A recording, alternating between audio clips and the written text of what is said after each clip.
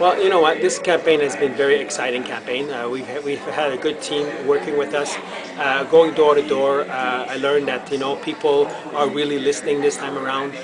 There was a lot of undecided vote up until this morning. I was going door knocking this morning, and people were saying, I still not decided what I'm going to do. So it shows to me that people are kind of paying attention to what's going on this time around, and they want to make the right decision. I mean, I have people saying to me, at this time of the year, I would have a lawn sign on my lawn. I don't right now. So I mean, this was like 2-3 days before the election. So I mean, it tells me that people are really listening and they really want to make the right decision, and that they're looking at something different. And to me, they told me that that they were looking at the NDP, because just them saying that they had a sign before.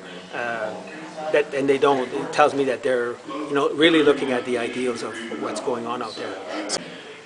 Well, the thing is that you have to be able to do the thing that you do. You have to be able to you look at your platform, and what you promise is what you have to fight for, and you have to believe what you believe.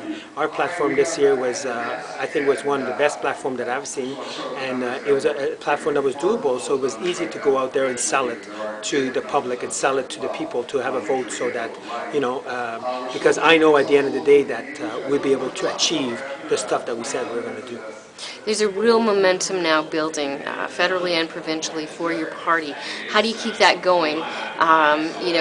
If you're in office or out of office, how do you keep that going? Well, the thing is that I was talking to a lady yesterday, and I told she still was undecided, and I said, win or lose here, for myself, I'm still going to be out there, because you still need to fight for the people. You still need to be able to, just because you have your values now, and if your values are not there, is that you need to go out there and you need to still fight for your value. If the other parties are doing things that shouldn't be doing, you should be fighting for that. And I told this lady, win or lose, I'm going to be out there, I'm going to be fighting, because I believe what we talked about, is to make it affordable for the people. We're tired of these $1.8 billion going to corporations, and we want it to go to people's pocket, and that's what our platform is about, to make it more affordable for the people. And we're still going to fight for that and make sure that it happens. My first run, and I had to acquire a lot of skills in a hurry. Talking on video was certainly one of the more challenging ones, but I spent hours working with software programs that I needed to do various things for the campaign, so I improved my computer skills as well as my political skills. Does the turnout, that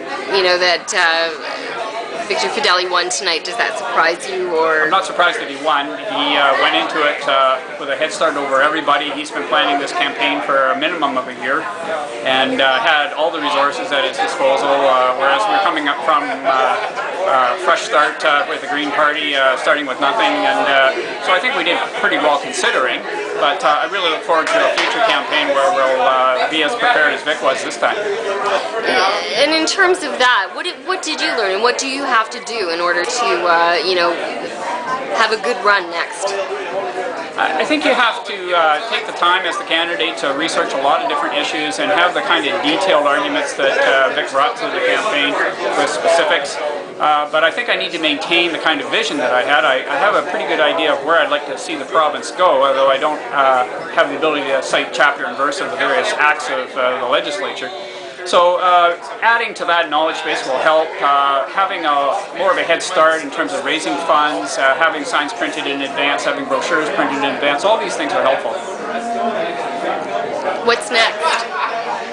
What's next is going back to my normal life, at least for a year or two, and then if we're going to do another campaign, we'll start planning with a much longer time frame in mind, and assembling a larger team of volunteers. Every time we do an election, we get new people coming in to help us out. So at some point, we're going to be able to match the bigger parties in terms of the volunteer force that we're bringing to the campaign.